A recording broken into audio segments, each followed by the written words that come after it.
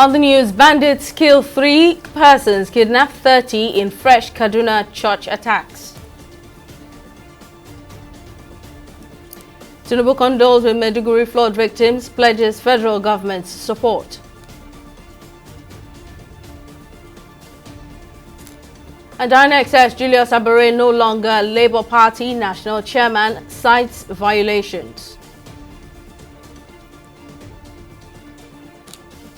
Thank you for joining us on News Now on TV360 Nigeria. I'm Simisola Atiku. At least 3 persons have been killed and 30 others reported to have been kidnapped, including the pastor of one of the churches attacked by bandits in Kaduna State. The attack took place on Sunday morning during a church service in the Bakimpa Maro community in Kajuru local government area of the state. Former chairman of Kajuru local government area, Kafra Kaino, who confirmed the incident, says the bandits, who arrived in large numbers, targeted both an Ekwa and Catholic church, the only churches in the community. This attack comes after the Maro community raised funds to build a security post for law enforcement agencies following repeated attacks that have prevented farmers from accessing their farmlands. President Bola Tinubu has announced a disaster relief fund in Maiduguri, Borno State to residents and other citizens impacted by floods and other disasters. The president made the announcement when he visited the state to sympathize with the government and people over the recent flooding from the Alo Dam, which has displaced thousands of residents, destroyed farmland and infrastructure. He says the relief fund is already expedient as the climate becomes more unpredictable and many places in the country are vulnerable to its effect. TV360's Joy Chejim has more on the story. Touching down in Borno, President Tinubu, in company of other government officials, were received by the state's governor, Babagana Zulum. After a drive-through of the areas affected by the disaster, the president visited the internally displaced persons IDPs camp, where he assured the flood victims of maximum support by the federal government.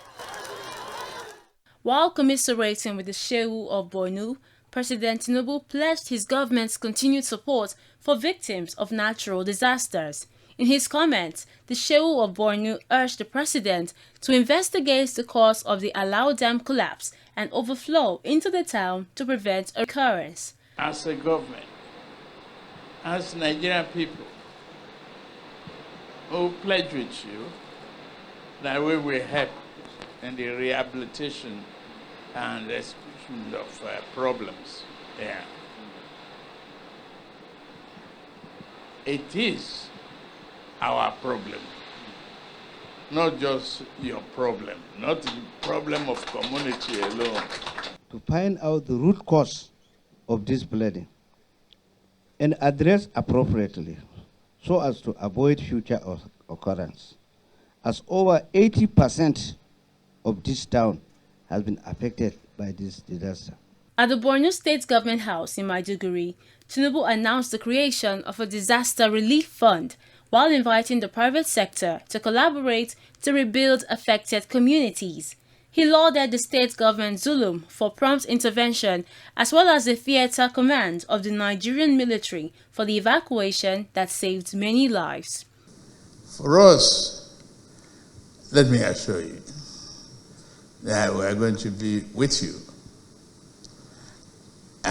with Borno State and make sure that we share the burden together. We're not going to leave you alone. And I think with the presence of the excellencies here, if we all tick off a little of small percentage of our takings from Federation account on our FAC and put it as a disaster relief fund and start disbursed with a committee from there involving all of you. I think we can reactivate and strengthen the sense of belonging in each other's problem. On his part, Senate President Godswill Akpabio said the National Assembly will collaborate with the executive to establish the fund. In response, Governor Zulum expressed gratitude to the president, his counterparts, as well as various agencies and individuals for their support to the state so far. I want to thank to the Nigerian military who have done exceedingly well in order to rescue our people. The paramilitary have also done very well. And again, I want to commend the Minister for Agriculture. I want to commend the GMD, NNPC, and also NEMA for their continued support. Your Vice President was already on ground on your behalf. You also call on NEMA and the other disaster agencies to immediately move in to assist. As Commander-in-Chief, you directed the armed forces to assist in rescuing most of the affected people who were almost drowning in various parts, attested to by the Governor of Borno State. So I thank you for your effective leadership. The presidency further extended his sympathy to the people of neighboring Yobe and all the states affected by flooding and pledged his government's continued support for victims of natural disasters. Meanwhile, the Borno State Police Command has announced the rearrest of Abubakar Mohammed, one of the convicts who escaped from the Nigerian Correctional Service facility in Maiduguri, which collapsed during the September 10 flood that ravaged the capital city and its environs. This was disclosed in a statement released on Tuesday by the Police Public Relations Officer in Borno, SP Ahmed Wakil. Wakil said the police were alerted by a resident who had sighted Abubakar in Gubio town. Security operatives say no fewer than 280 inmates escaped from the Maiduguri Medium Security Custodial Center following severe flooding in the capital city. And now to political matters. In a counter-affidavit filed by the Independent National Electoral Commission, INEC, it says it no longer recognizes Julius Abure as the national chairman of the Labour Party, declaring his continued claim to the position as illegal and unconstitutional. In the counter-affidavit filed by INEC, the electoral body responded to a lawsuit by the Labour Party, which challenged its exclusion from the Commission's refresher training for uploading party agents ahead of the Edo and Ondo governorship elections. According to INEC, Aburo's tenure, along with that of the party's National Working Committee, expired in June 2024. INEC argued that the party's leadership, including Abure, is invalid and that the March 2024 National Convention that re-elected Abure as chairman violated both the Nigerian Constitution and the Electoral Act. Well, let's get a legal perspective to this leadership crisis, but definitely the Labour Party. I'm joined by legal expert Evans Ufeli. Thank you very much for talking to us. Now, what are your thoughts on INEC describing Abure's continued stay as national chairman of the Labour Party as illegal and unconstitutional? That's despite the convention that was held back then and an affirmation by the appeal court backing Abure's position in March. Well, the convention of 27th of March that was conducted by the Abure-led National Working Committee that re-elected him was the one that didn't have the consensus of the party. That convention was bereft of the unanimous agreement of all the party members to that effect. So if you look at the Electoral Act, such convention ought to be the unanimous agreement of all parties. And such is entrenched because it is the convention that will produce the new leadership, the new National Working Committee. That's now the Abure-led National Working Committee. But they had problems with so many members of the party at that time, and Abure refused to listen to every other consideration, to that effect. So in doing that, the party members had said that was not what the law says to that effect. Now, because the governor of Abia State and people and some other members they had an expanded meeting wherein they elected, Nenadi Usman to midwife, a committee that will produce the new National Working Committee. So that particular National Working Committee is what the Abure-led National Working Committee to court. And then they're asking the court to, stop. They are asking the court to stop INEC from recognizing that body, and that to impel INEC to recognize the Abure-led National Working Committee by effect. So when they filed the suit, they served INEC. They didn't even, according to them, they said there's no point dealing with the Nanadi Usman's led committee that's supposed to midwife the new National Working Committee of the LP. So they are now saying that INEC must, recognize them. The court should make an order to that effect. So INEC, in a counter affidavit responding to that suit, said that Abure's tenureship, has expired by a fraction of time, and as such, he cannot, grandstand and impose himself as the leader of the LP when such is not coming with legitimacy. So the Electoral Act is clear on this issue, and it is the party's decision, what is tied to the party's constitution, and the party's unanimous decision that supersedes every individual consideration, or every group, or every caucus consideration. And so Abure is being told that. So it is the court actually that will determine whether or not Abure's tenure is still subsisting. Because what you have in the counter affidavit of the INEC is that Abure's tenure has expired. Though that is what you actually put as an opposition in a suit. I'm sorry to cut you short. Now, how serious is this development to the party's participation in the coming Edo and Ondo governorship elections? Well, it affects the parties. It's going to affect the outing of the party, the coming election. I mean, Edo election is very near, and then the next one coming. It's going to affect them because at the end of the day, who is going to stand in as the chairman of the party during the election, and how does the party intend to go about that election when until now they don't have agents, no agents. The party have not come up with its own blueprint for the election, because you have two leaderships now, one led by Nenadi Usman, the other led by Julius Abure. Now, this is the same contest that party have had when Julius Abure and Lamidi Apapa, you remember, all through the 2023 down to the elections and all that, and after the election, before they reconcile. Okay, so the LP have been, stumbling from one crisis to the other. It's like one day, one trouble. Now they are in court. Okay, it is expected that the court will take give a ruling to that effect as quickly as possible to put things right, so that if Abure's tenure is still subsisting, he should be able to conduct the election that is coming up.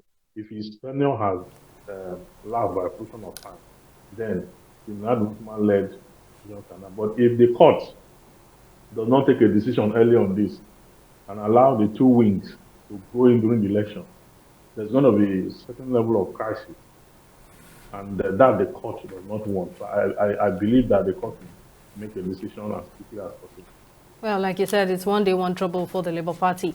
Legal expert Evans Ufeli, thank you very much for sharing your insights. Amid the pricing war for premium motor spirit, PMS, better known as petrol, between Dangote Refinery and the Nigerian National Petroleum Company Limited, the Coalition of Energy Reforms lawyers and activists has berated the NNPCL over alleged attempts to undermine Dangote Refinery's efforts to address Nigeria's energy crisis. The spokesperson for the coalition, Okwa Dan, who addressed the matter during a press briefing in Abuja, took a swipe at the NNPCL for peddling falsehoods about Dangote Refinery's pricing, claiming it sold PMS at 868 naira per litre. Dan described this as a deliberate attempt to frustrate Dangote Refinery's smooth operations and part of a larger regime of corruption aimed at frustrating local refineries and perpetrating fuel subsidy scams. The coalition also criticized the NNPCL's lack of transparency and accountability in crude oil management, citing its preference for importing substandard petrol from other countries.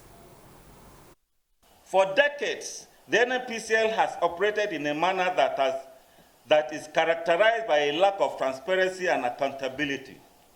This is evident in the way crude oil is sold and managed, resulting in a consistent rise in the retail pump price of PMS across the nation.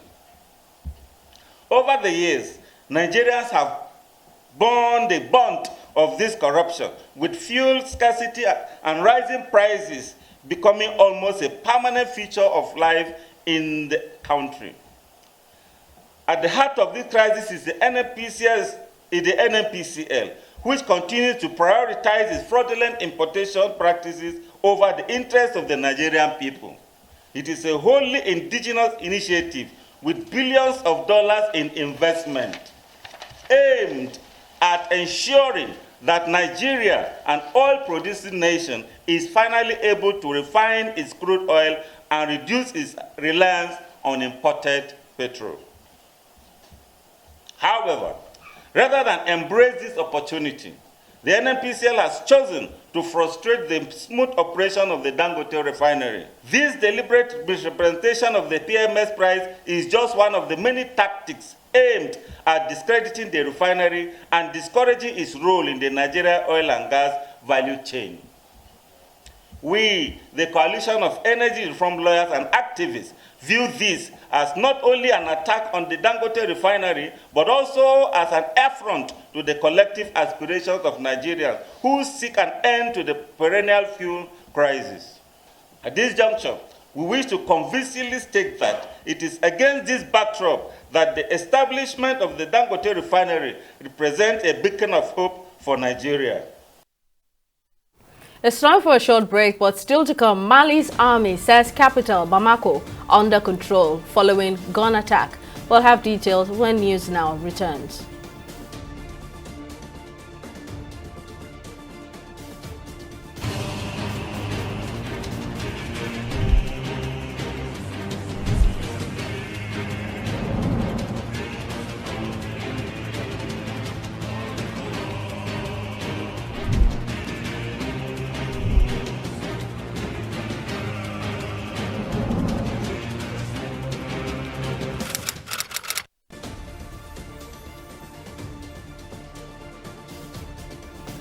Welcome back. Here's a recap of our top stories. At least 3 persons have been killed and 30 others reported kidnapped, including the pastor of one of the churches attacked by bandits in Kaduna State.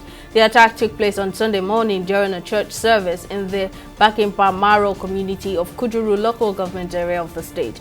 Former chairman of Kajuru local government area, Kafra Kailo, who confirmed the incident, says the bandits who arrived in large numbers targeted both an Ekwa and Catholic church, the only churches in the community. We also told you that President Bola Ahmed Tinubu has announced a disaster relief fund in Maiduguri, Borno State to residents and other citizens impacted by floods and other disasters. The president made the announcement when he visited the state to sympathize with the government and people over the recent flooding from Alo Dam, which has displaced thousands of residents, destroyed farmlands and infrastructure. He says the relief fund is already expedient as the climate becomes more unpredictable and many places in the country are vulnerable to its effects. In case you missed any of our news bulletins, or for more updates, you can catch us on Limex World TV and AVO TV or log on to our website on www.tv360nigeria.com. You can also follow us on our social media platforms on Twitter, Instagram and YouTube at TV360 Nigeria, or download our mobile app on Google Play Store, Huawei App Gallery and Apple Store. On Facebook, we're at TV360 Online.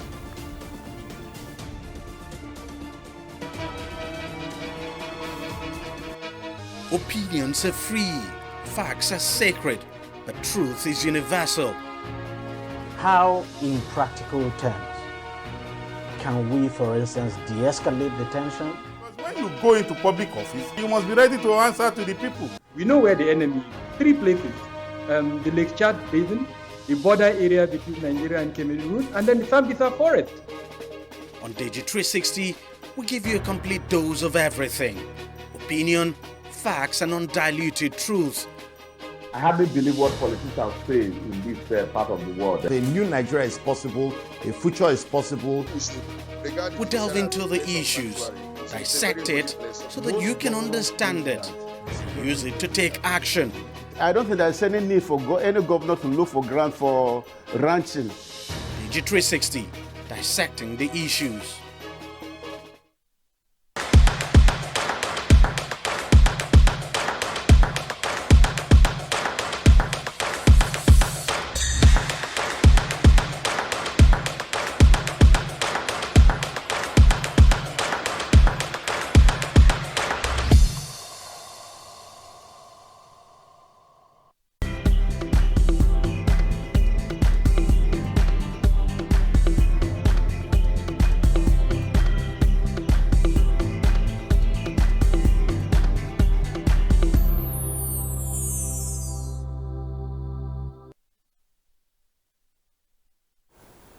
Let's get some business stories from Joy Uchejim, who's on standby. What's the latest, Joy? Thank you, Simi. Well, on business, the Central Bank of Nigeria has confirmed that it will sustain its ways and means advances to the federal government at a 5% limit for the fiscal years 2024 and 2025.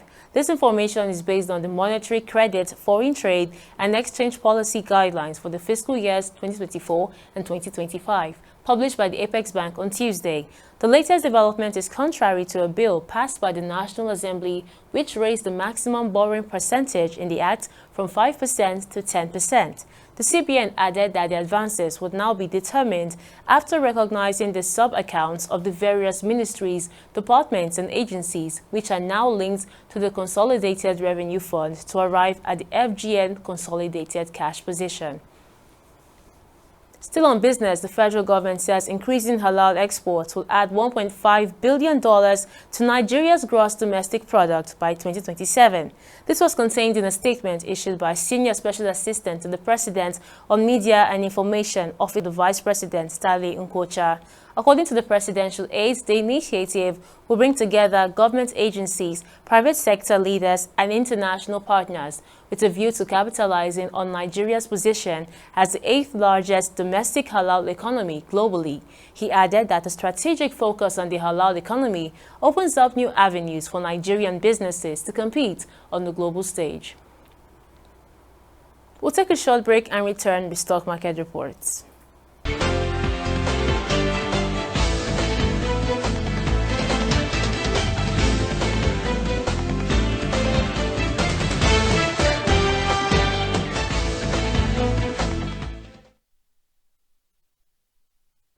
Welcome back. Nigeria's equities market had a good run after resuming trading on Tuesday. Now, the banking sector was the star of the show today, with FBNH leading the gainers and UBA coming in second. Now, on the first trading day of the week at the Nigerian Stock Exchange, a whopping 469 million volumes of shares changed hands across 11,993 deals, racking up a total market value of 9.39 billion naira. Now, on the global front, the vibe was mostly positive, with the UK FTSE and US Dow Jones keeping their bullish streaks alive. Meanwhile, Japan's Nikkei took a detour into bear country, ending the day on a down note. Now, in the foreign exchange market, the naira dipped further, trading at 1,660 naira against the US dollar on the black market. The British pound is valued at 2,220 naira, while the euro stands at 1,825 naira on the black market. That's the business and stock market update. Simi, over to you for the rest of the news. Thank you very much, Joy. And on the foreign scene, Mali's military government says it has successfully prevented a terrorist attack in the capital, Bamako, adding the situation is under control. According to the army, in a statement on Tuesday, a group of terrorists had attempted to infiltrate the Faladi Gendarmerie School. The army says that it was conducting a security sweep after fighting off gunmen who attacked a military police center in Bamako. As a mopping up Operations are currently underway throughout the area. The military has called on residents to await further official reports. Bamako's Modibo Keita International Airport was temporarily shut down due to the unrest. And on sports, defending champions Delta State have delivered strong performances on the track on Monday at the 8th National Youth Games in Asaba, winning the boys and girls 400 meters titles. In athletics, reigning girls champion Ngozi Okereke retained her title with a personal best of 53.50 seconds. Dominion Udo also dominated the boys' final, running a personal best of 49.33 seconds to win a gold medal. Delta State also triumphed in gymnastics, securing 3 gold, 1 silver and 1 bronze medal, followed by Ondo State in second, while Edo and Abia States shared third place. And the Confederation of African Football, CAF, has confirmed dates for the 2024 African Nations Championship. The competition will run from February 1 to February 28, 2025 in Kenya, with the first round of qualifiers slated for October 25 to 27, 2024. According to CAF, the biennial competition is designed for players plying their trade in their country's domestic leagues. CAF added that it will communicate in due course stadiums and other venues to be used for the competition. Well, that's it on News Now. Thank you very much for watching. We'll see you next time. Bye for now.